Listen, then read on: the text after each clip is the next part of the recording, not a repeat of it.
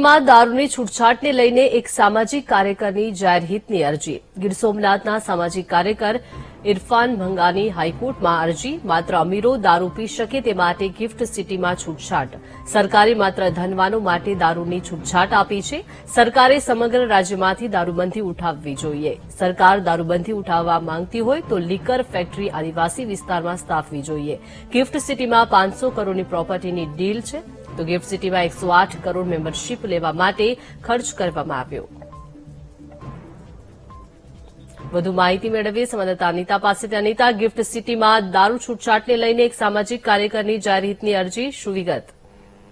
જી ખાસ તો દીપિકા, જે પ્રકારે એક સામાજિક કાર્યકર્તા દ્વારા ગુજરાત હાઈકોર્ટની અંદર જાહેરહિતની અરજી કરવામાં આવી છે, જેમાં ગાંધીજીના ગુજરાતમાં જયારે દારૂબંધીની વાત હોય છે ત્યારે સરકાર દ્વારા જે ગિફ્ટ સિટીને દારૂ માટેની જે મંજૂરી આપવામાં આવી છે, જેને લઈને જાહેરહિતની અરજી કરવામાં આવી છે, તેમાં સ્પષ્ટતા કરવામાં આવી છે કે જે ધનાઢ્ય લોકોને સાચવવા અને 500 કરોડની જે પ્રોપર્ટીનો સોદો કરવા સાથે 108 જેટલા મેમ્બરશીપને લઈને ક્લબને ધ્યાનમાં રાખીને આ જે ગિફ્ટ સિટીની અંદર દારૂની જે મંજૂરી આપવામાં આવી છે તેને રદબાતલ કરવામાં આવે.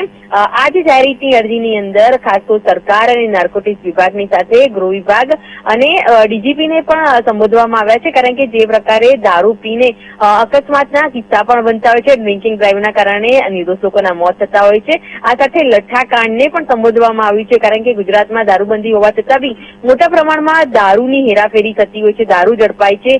કેટલાક વિસ્તારોમાં લઠ્ઠાકાંડની પણ ઘટના સામે આવી છે અને ડ્રિંક એન્ડ ડ્રાઈવના કારણે અકસ્માતના કિસ્સાઓ પણ સામે આવ્યા છે. તે તમામ મુદ્દાને સંબોધીને એક સામાજિક કાર્યકર્તા દ્વારા જે જાહેરહિતની અરજી કરવામાં આવી છે અને આજે નિર્ણય લેવામાં આવ્યો છે સરકાર દ્વારા આજે દારૂબંધીને છૂટ આપવાનો, તે નિર્ણય રદબાતલ કરવા માટેની પણ માંગ કરવામાં આવી છે.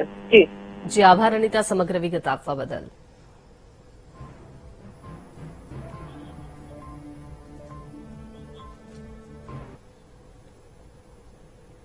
તો આ તરફ